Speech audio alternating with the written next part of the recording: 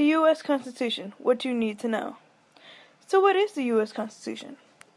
The Constitution is the supreme law of the land in the United States. It was written in September of 1787 by our founding fathers. There are 39 out of 55 delegates who signed the U.S. Constitution, and they did this at the Constitutional Convention they held once the Articles of Confederation had failed. Their goal was to create a government with enough power to act on a national level.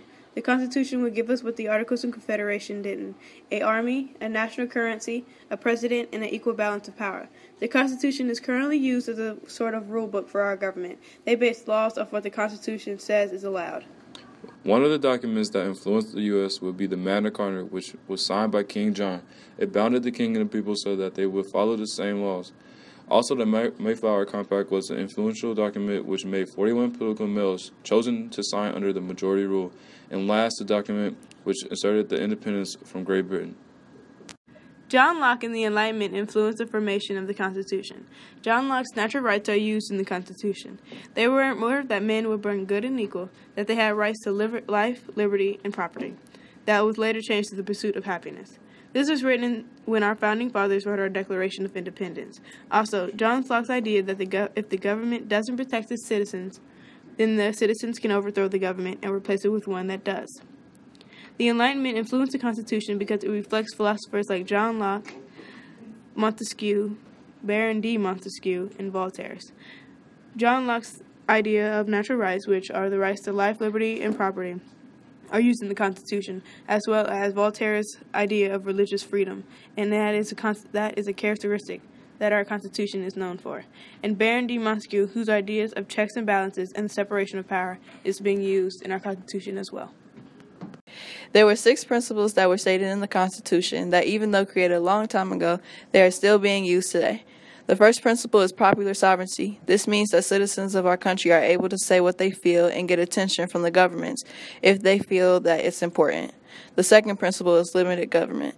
This principle simply means that the government can't have too much control over the people to a point that violates their freedom. The third principle, called separation of powers, separates our government into 3 different branches. Each branch, called the judicial, executive, and legislative branch, is separated into different parts on the law to run the government smoothly. The fourth principle, checks and balances, allows each of the other branches to check on each other. This is to make sure other powers don't get too much power. The final principle, which is federalism, says that these principles help make sure that the people have appropriate freedom and are still governed to keep the country running smoothly. The Constitution today is very different from when it was first established. When it first created, we barely had any amendments protecting and stating the rights and liberties we were entitled to.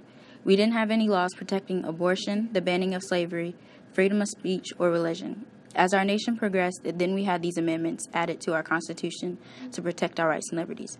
In other countries, they don't have a constitution that protects their rights and liberties. In fact, some citizens don't have any rights at all.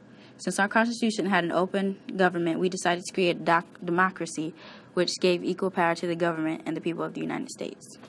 A current event happening today that ties into popular sovereignty, which is one of the 6 principles that is protected by the Constitution, is the issue dealing with Planned Parenthood and abortion.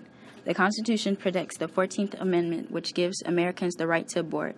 Before this amendment was established, abortion was illegal, and many people mocked and harassed these people who were trying to get an abortion. After this amendment was established in the Constitution, it protected the people's rights to decide on whether to get an abortion or not to get an abortion.